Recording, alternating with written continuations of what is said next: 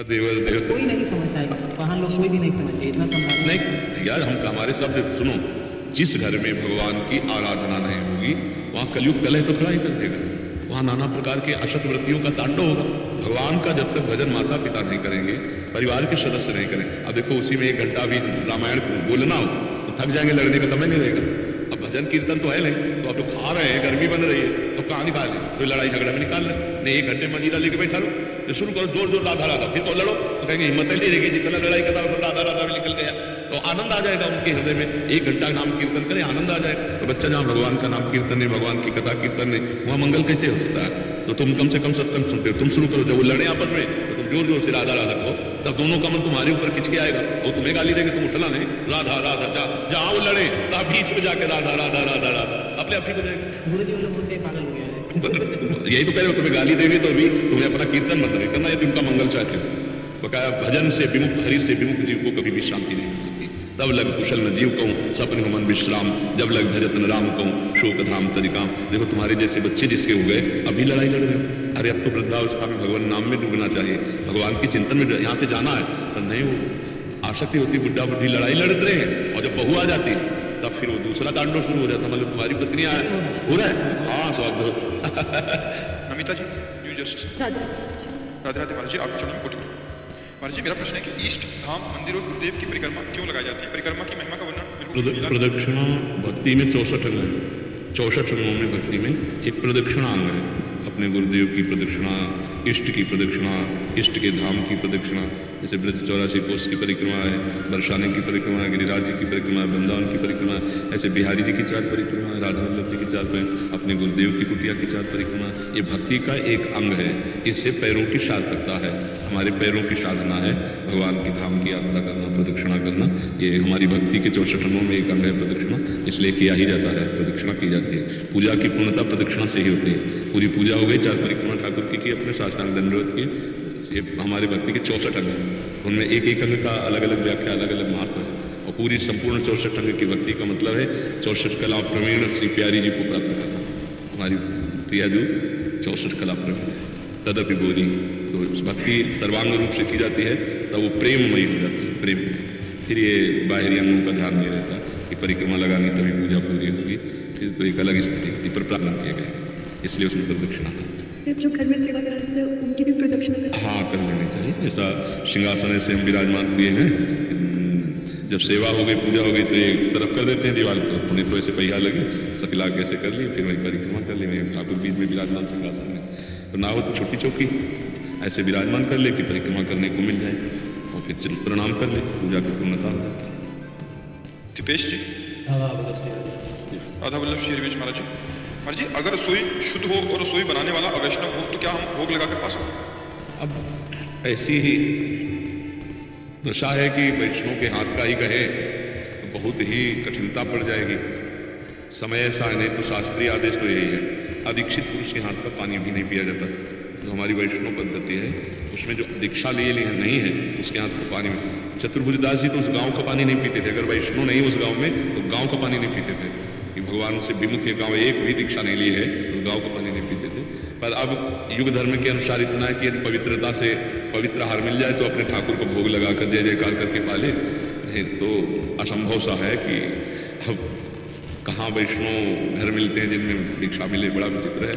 देखो आजकल शराब तो ऐसे चल गई है, मतलब जैसे मीठा शरबत आदि हर घर में स्वागत में ऐसे दिया जाता था ना, जैसे शरबत आदि बना के, तो अब स्वागत ही शराब कर रहे हैं। खाने के लिए अभक्ष पदार्थ, पीने के लिए अपेय पदार्थ। बहुत मुश्किल है कलयुग, इसीलिए कह रहे युग धर्म निषेध हो जाना चाहिए। हमारे ब्रज 84 कोष में कहीं भी ये ना बिकना चाहिए और ना किसी को पाना चाहिए। परम पावन भूमि, प्रियाप्तितम की क्रीड़ा भूमि है, लीला भूमि, भगवान की अवतार भूमि है, दिव्य लीलाएं।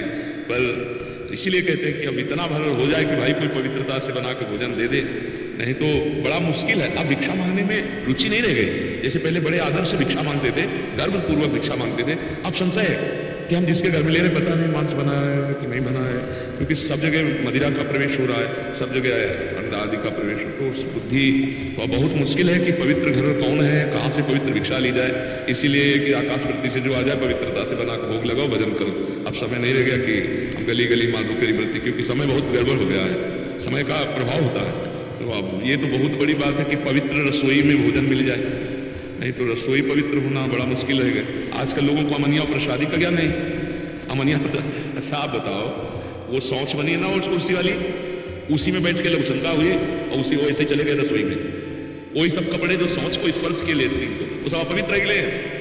तो पवित्रता तो बड़ा मुश्किल है कि हमें ठाकुर के लिए भोग अपने हाथ से बना के मिल जाए तो बात अलग है, नहीं तो कोई वैष्णव बनावे तो भले उसे प्रसादी अमनिया अपवित्रता का ज्ञान हो। नहीं, आजकल कोई ज्ञान नहीं है।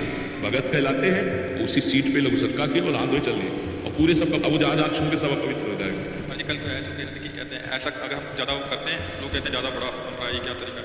वो उल्टा क्योंकि भाई जब 100 गंदे रहेंगे तो एक आप अच्छे रहोगे तो तुमको गंदे बनाएंगे ना, एक काय को अच्छे रहने देंगे। तो जरूरत ये हिम्मत करने की है कि 100 गंदों की बात हमें नहीं माननी, हमको अच्छे पवित्र रहना है। तो ये जरूरी है कि 100 भजन ना करे, 100 गलत चले तो एक जो भजन कर रहा है वो गलत चले, ऐसा नहीं है। तो बहुत कठिन है वैष्णवता, बहुत कठिन है पवित्रता। हाँ, सही भोजन मिल जाए यही बहुत बड़ी बात है। भगवान की कृपा मनावे, भोग लगावे और पावे। मेरे लाडले गुरुदेव, मेरा एक प्रश्न था। मेरे आदि की कृपा से पता चला है कि मेरा स्वरूप का परम सेवा है, बस सेवा ही, लेकिन मैं तो शारीरिक रूप से असक्षम हूँ सेवा करने जी। सबसे बड़ी सेवा आज्ञा सम्म सुसाहिब सेवा, अपने गुरुदेव की आज्ञा में रहना सबसे बड़ी सेवा है। हमारी सबसे बड़ी आज्ञा है राधा राधा राधा राधा राधा वल्लभ श्री हरि। नाम जप करो, ये कोई भी कर सकता है। क्यों भाई, आप शारीरिक असमर्थ हो तो नाम जप कर सकते हो ना, तो बस पे आप चिंता मत करो। सबसे बड़ी सेवा गुरुदेव की, उनके द्वारा दिया हुआ नाम मंत्र जप ले। आज्ञा सम्म सुसाहिब सेवा, अपने साहब की आज्ञा का पालन करना ही सबसे बड़ी सेवा है। और सबसे बड़ी आज्ञा है भगवान का नाम कीर्तन करो, नाम जप करो, लीला कथा सुनो, लीला कथा गाओ, भगवान की सेवा करो, ये सबसे बड़ी आज्ञा है। तो कुछ नहीं कर सकते तो नाम जप तो कर सकते हो, राधा राधा राधा, हो गई सेवा, हो गई सबसे बड़ी गुरु की सेवा, संत की सेवा। समझ गए? एक बात और थी, हम तो आप श्री से समाचार के लगे लायक भी नहीं है। एक इच्छा है, शरीर में रहते रहते अगर आप लायक बनाकर आप एक बार हृदय से लगा लीजिए, बस हो गया। अगर बाहरी शरीर से हृदय से लगाने का काम बनता तो हम सबको हृदय से लगा लेते। हृदय तब लगता है जब हृदय हो जाता है, दोनों का एक हृदय हो जाता है। हमारे हृदय में जो किशोरी किशोर जो, वैसे ही आपका हृदय किशोरी किशोर जो, तो हृदय से हृदय मिल गया। तो बाहरी हृदय लगाने से हमें लगता है कि लाभ नहीं मिलता है, वही आचरण फिर बने रहेंगे जब तक भजन नहीं करोगे। भजन करना ही हमारे गले लगना है, भजन करना ही हमारे चरण छूना है, भजन करना ही हमारा आशीर्वाद है। जब भगवान हृदय में बैठे हुए हैं फिर भी अशांति है तो और कौन की बात करे। इसलिए तहाँ वेद स्कारन राखा, भजन प्रभाव शब्द सुन राखा। भजन भजन करो, भजन ही जीवन का सार है। तो आंख नहीं है तो कोई बात नहीं, मन की आंखों से देखो, मन के भाव से हृदय से आलिंगन करो, नाम जप करो। इसलिए मस्ती से रहो, नाम जप करो। मुकुल व्यास जी, शेरवेश महाराज जी, आपके चरणों में महाराज जी, नाम जब तो चल रहा है किंतु कई बार देखा जाता है कि बुजुर्गावस्था में विस्मृति हो जाती है। अब हम अपने लोगों को ही भूल जाते हैं बुजुर्ग, ऐसी स्थिति में क्या करें? अपने लोग कौन है? ये कह रहे हैं कि कोई बुजुर्ग हो तो बाद में बुजुर्गावस्था अपनी बात करें महाराज जी। बुजुर्गावस्था में कई बार देखा है कि भजन करो ना, अभी करो ना, बुजुर्ग अवस्था को क्यों ढो रहे हो? कल जियोगे, तुम्हें भरोसा है? फिर बुजुर्ग अवस्था में कौन अपना है? अगर सबकी ममता ताक बटोरी, मम पद मणि बांध बटोरी, तभी तो वैसे भजन पर आएगा। भजन थोड़ी होता, अपना होता भजन। अपनी आत्मा है प्रभु, अपने जीवन है, उनके बिना जिया नहीं जा सकता। कैसे भूले उनको? तुम्हारा कोई है इसलिए तुम भूल जाते हो, कैसे भूले? जगह नहीं रह गई। नाहिन रहे हेमंत और नंद नंदन अचत आदि, अब हृदय में जगह नहीं रह गई। प्रभु की सिवा कोई हमारा है नहीं तो किसका स्मरण करें? तो बस अभी प्रभु की सिवा और जो कुछ है उसे सत्संग सुनकर, शास्त्र स्वाध्याय कर, भगवत आराधना करके उसको हटाओ। ये तो भगवान छा जाते हैं, उनका सुमिरन छा जाता है। कुछ छूटने वाला चीज है? बुढ़ापा हो, चाहे रोग ग्रसित हो, चाहे विपत्ति हो, चाहे संपत्ति हो, कोई फर्क नहीं पड़ता अंदर भगवत चिंतन में। अगर फर्क पड़ता है तो अभी है कोई और प्रभु से बढ़कर। शरीर संबंधी भोग या शरीर संबंधी रिश्ते नाते, इन्हीं का तो त्याग करना साधना है। आंतरिक, बाहर सबके बीच में रहे, अंदर से भगवान का अकेला। मेरे तो गिरधर गोपाल, तो याद करूं तो किसको करूं, और भूलूं तो क्या भूलूं, क्या बस बात यह है। तो अभी अपना बहुत कुछ है इसलिए प्रभु पराये लगते हैं। मायाकृत शरीर, मायाकृत भोग, मायाकृत संबंध, ये सत्य लगते हैं। इसलिए जो सत्य सच्चिदानंद प्रभु है वो पराये लगते हैं। तो भजन करना कठिन है, क्योंकि मन और 5 ज्ञानेंद्रियां विषयों की तरफ स्वाभाविक प्रवृत्ति की हुई है। भगवान से अपनापन नहीं होने के कारण वो बार बार हमको विक्षेप देती रहती है विषयों की तरफ, शरीर की तरफ। इसी विक्षेप को मिटाना ही तो योग है। अभ्यास योग युक्तेन चेतसा नान्यगामिना। हमारा चित्त अपने लक्ष्य को छोड़कर और जाए ही ना, तो बार बार जहाँ मन जाए वहाँ अपने प्रभु को देखे, या जहाँ मन जाए वहाँ से हटा के अपने लक्ष्य पर अभ्यास योग जब हमारा सिद्ध हो जाता है तो फिर स्वाभाविक भजन होता है। सतत भजन प्रेम पूर्वक यदि हम करने का अभ्यास करें तो योग भगवान करा देते हैं। तेषाम शतयुक्तानां भजताम प्रीतिपूर्वकम ददामि बुद्धियोगम तम ये नमाम प्रयाण। जब भगवान देखते हैं हृदय से ये भजन करना चाहता है तो फिर वो वृत्ति देते हैं जो किसी साधन में नहीं होती, वो भगवत कृपा पात्र में हृदय होती है। स्वाभाविक जैसे दिल धड़कता है ऐसे भजन होता है, एक एक धड़कन के साथ जैसे, और वो भजन स्वादिष्ट होता है। अभी जैसे विषय चिंतन में स्वाद आता है, भगवत चिंतन रूखा सा लगता है। जैसे राधा नाम सुधारसम रसी तुम जीवास्त में विवला, हरिवंश महाप्रभु कहते हैं, ऐ जिभ्या तू विवल होकर रसास्वादन करने वाली है ना, तो राधा नाम का सुधारस अमृत रस इसका पान कर। लेकिन अपने को नहीं लग रहा कि अमृत रस है, अपने को गुलाब जामुन या विषय सेवन अच्छा लगेगा, प्रभु का नाम सूखा लगेगा क्योंकि हृदय मलिन है। और जिस दिन हृदय पवित्र हो गया तो स्वाद आ जाएगा भजन में, स्वाद आ गया तो छूटेगा नहीं, फिर भजन नहीं छूटेगा। इसलिए हमें अभ्यास करना है। बुढ़ापे को किसने देखा है? आज शाम कौन देख पाएगा, इतने में क्या पता। रामायण का 11वां भाग रामकथा से जुड़े उपाख्यानों, शिक्षाओं और रामायण की परंपरा से संबंधित विशिष्ट विवरणों का प्रतिनिधित्व करता है। इसे रामायण का उपसंहार भाग माना जा सकता है, जिसमें रामायण की गहन शिक्षाओं को समाहित किया गया है। रामायण के उपाख्यान और विस्तार। रामायण की कथा मुख्य रूप से भगवान राम के जीवन और उनके आदर्शों पर आधारित है, लेकिन इसके अलावा कई उपाख्यान और विवरण भी हैं जो इस महाकाव्य को समृद्ध बनाते हैं। अन्य पात्रों की कथा जैसे शबरी की भक्ति, केवट की सेवा और विभीषण की निष्ठा जो धर्म और भक्ति के गहरे महत्व को उजागर करती हैं।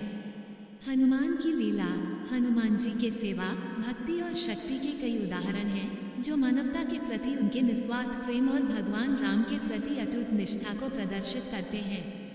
भरत का त्याग, भरत की जीवन शैली और राम के प्रति उनकी निष्ठा ये सिखाती है कि सच्चा भाईचारा और कर्तव्यबोध क्या होता है। शिक्षाएं और जीवन दर्शन। रामायण का ये भाग जीवन के हर पहलू में मार्गदर्शन देता है। धर्म और सत्य का पालन, सत्य और धर्म का पालन करने का संदेश पूरे महाकाव्य में प्रमुख है। त्याग और समर्पण। ये सिखाता है कि सच्चा त्याग और समर्पण किसी भी परिस्थिति में विजय दिला सकता है। न्याय और करुणा। रामायण में राम का न्याय और करुणा हर शासक और व्यक्ति के लिए आदर्श है। रामायण का प्रभाव और महत्व। रामायण केवल एक कथा नहीं है, ये जीवन जीने की कला और धर्म का मार्गदर्शन भी है। परिवार और समाज। रामायण पारिवारिक और सामाजिक संबंधों में आदर्श स्थापित करती है। राम, सीता, लक्ष्मण, भरत और हनुमान जैसे पात्र हर रिश्ते में आदर्श प्रस्तुत करते हैं। आध्यात्मिकता और भक्ति। ये भक्ति के महत्व को रेखांकित करती है। भगवान राम और उनके भक्तों की कथा ये सिखाती है कि ईश्वर के प्रति सच्चा समर्पण कैसे जीवन को सार्थक बनाता है।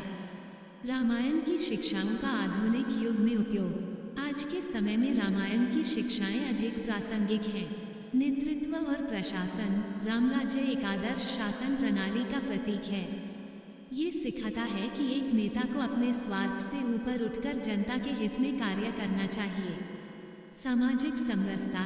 ये जाति, वर्ग और धर्म से ऊपर उठकर मानवता को प्राथमिकता देने का संदेश देती है। धैर्य और संघर्ष। रामायण कठिनाइयों में धैर्य बनाए रखने और अपने लक्ष्य को प्राप्त करने के लिए प्रेरित करती है। निष्कर्ष। रामायण का 11वां भाग एक उपसंहार की तरह है जो हमें धर्म, सत्य और जीवन मूल्यों की गहराई को समझने में मदद करता है।